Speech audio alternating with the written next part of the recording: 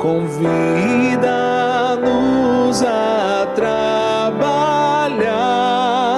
em sua vinha por amor. Bondade e misericórdia são atributos de Deus. Vamos nós agradecê-lo. Bondade e misericórdia são atributos de Deus. Vamos nós agradecê-lo. Caríssimos irmãos e irmãs, paz e alegria no Senhor, no Deus da vida e da esperança. Que neste domingo que celebramos o 25º domingo do tempo comum, a palavra de Deus possa trazer ao seu coração esperança, confiança, consolo e alegria.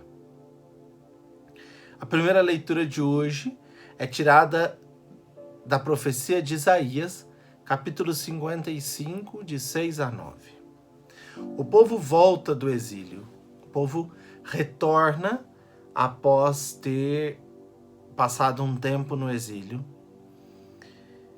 E nesse retorno, um pouco antes da leitura de hoje, a discussão é que o povo de Deus quer se vingar dos babilônios, porque os perseguiram, os escravizaram, os levaram presos. Eles não conseguem perceber que foi o Senhor que os libertou. Eles não conseguem perceber a presença de Deus que os traz vida. O coração deles está afastado de Deus. Se já estava antes, quando foram conduzidos ao exílio, porque se portaram mal, agora estão piores do que antes. E precisam então perceberem a presença desse Deus. Por isso que o profeta vai dizer: buscai o Senhor enquanto pode ser achado. Invocai-o enquanto ele está perto. Abandone o ímpio o seu caminho, o homem injusto suas maquinações, e volte para o Senhor. Ou seja, pare de inventar tramóias, desculpas ou propostas ou projetos e perceba que o Senhor é um Deus que está ao seu lado.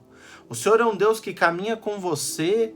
Mesmo você tendo feito tudo de errado, Ele foi com você para o Egito, Ele foi com você para a Babilônia, e Ele traz você de volta sobre asas de águia, para que você possa se estabelecer como um novo povo. Mas para isso é preciso mudar, é preciso converter-se.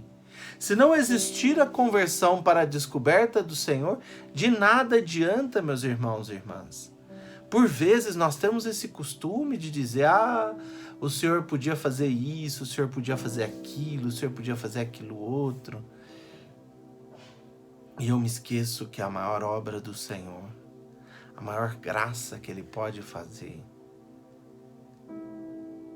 é nos conduzir numa nova perspectiva de vida. É ajudar para que nós mesmos percebamos que é preciso mudar. Não sei se você, meu irmão, minha irmã, já lidou com alguém que todo mundo vê o problema e a pessoa não consegue vê-lo. E aí fala-se, e a pessoa não enxerga. A conversão, Deus pode nos inspirar, nos instruir, nos mostrar, mas é preciso que nós tomemos a iniciativa. É por isso que o profeta vai dizer a palavra central da liturgia de hoje no versículo 8. Meus pensamentos não são os vossos pensamentos. Os vossos caminhos não são os meus caminhos, diz o Senhor. Estão os meus caminhos tão acima dos vossos caminhos e os meus pensamentos tão acima dos vossos pensamentos, quanto o céu está acima da terra. Ou seja, o que o profeta diz, o meu modo de ser, o meu modo de julgar, o meu modo de caminhar, o meu modo de organizar a minha vida é totalmente diferente do projeto que vocês constituem. Vocês estão cada dia mais constituindo um projeto que não vai favorecer ou que não vai ajudar a encontrar um caminho correto.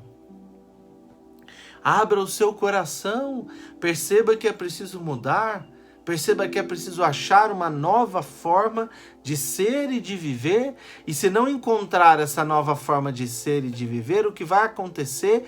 Vocês novamente vão para o exílio, ou seja, novamente vão ficar tristes, abatidos, depressivos. É preciso pensar um novo. E aonde aparece esse novo? Evangelho de hoje. Mateus 20, de 1 a 16. Jesus conta uma parábola.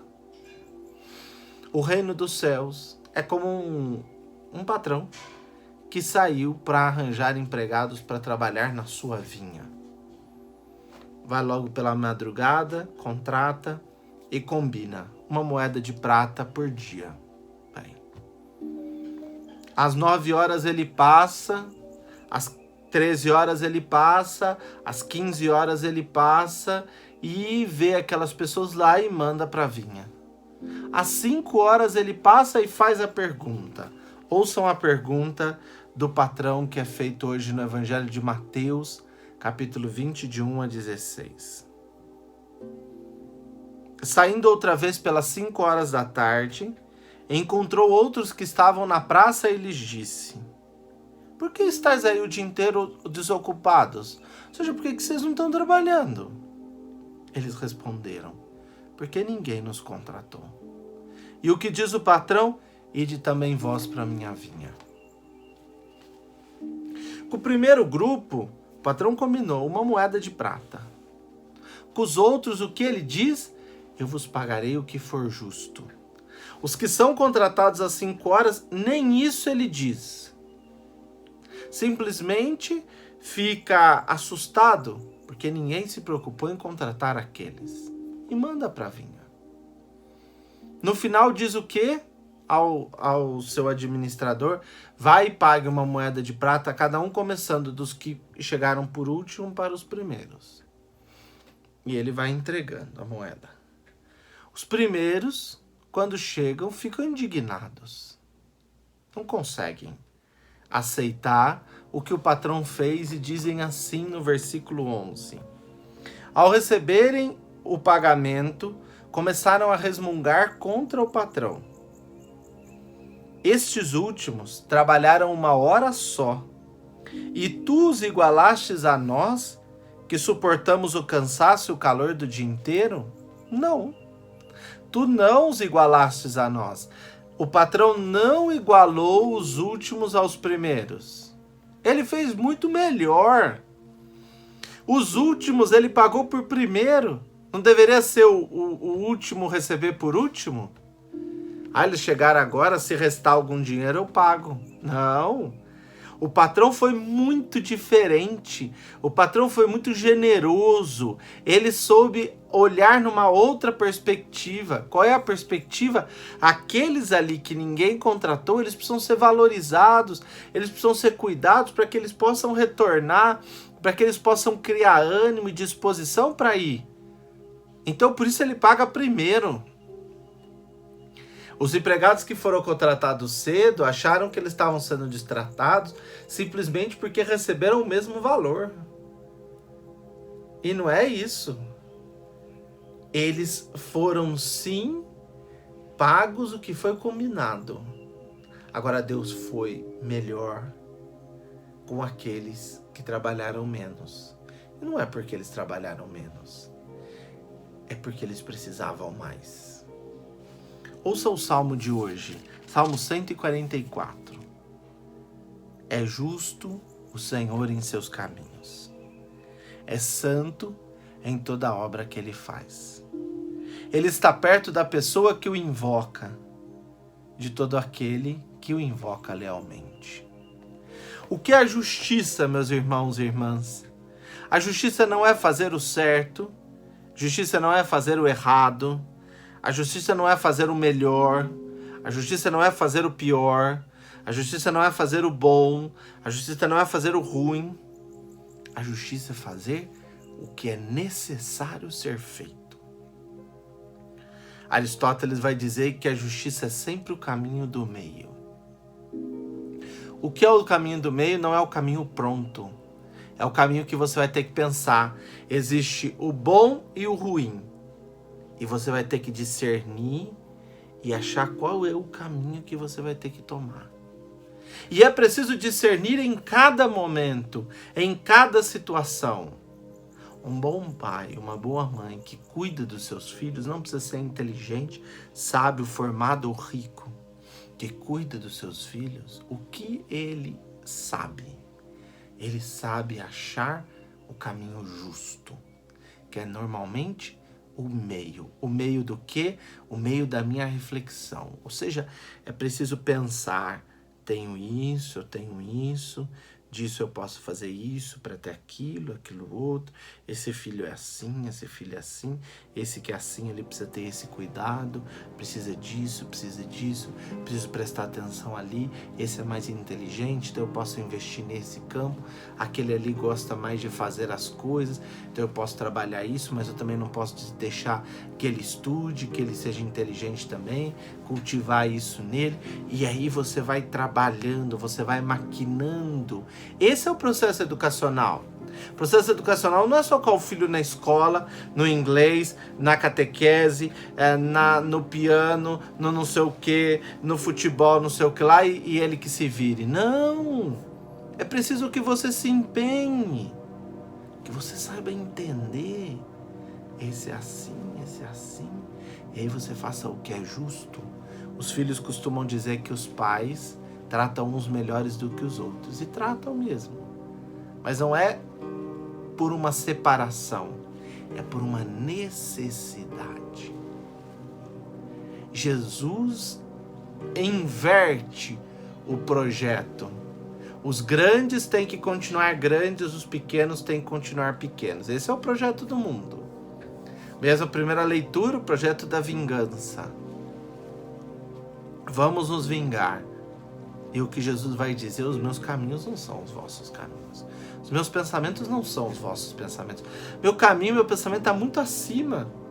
Ou seja, ele despede de mãos vazias os ricos e sacia de bens os famintos. Isso vai dizer Nossa Senhora no Magnífica.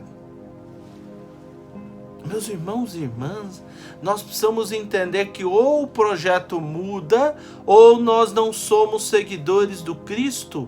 Não dá para ficarmos pensando ou inventando ou fingindo que somos seguidores de Cristo, que somos bonzinhos, que somos direitinhos e ficamos tratando uns com desprezo e outros com maior atenção. Isso não é o Evangelho. Ouça o que Paulo diz. Só uma coisa importa. Paulo aos Filipenses, segunda leitura de hoje, capítulo 1, versículos de 20 ao 27. Versículo 27. Só uma coisa importa. Vivei à altura do Evangelho de Cristo. Vivei à altura do projeto de Cristo. Quer você esteja morto, quer você esteja vivo, é preciso ter uma clareza. Nós precisamos viver para o Cristo. É Ele que precisa ser o fundamento.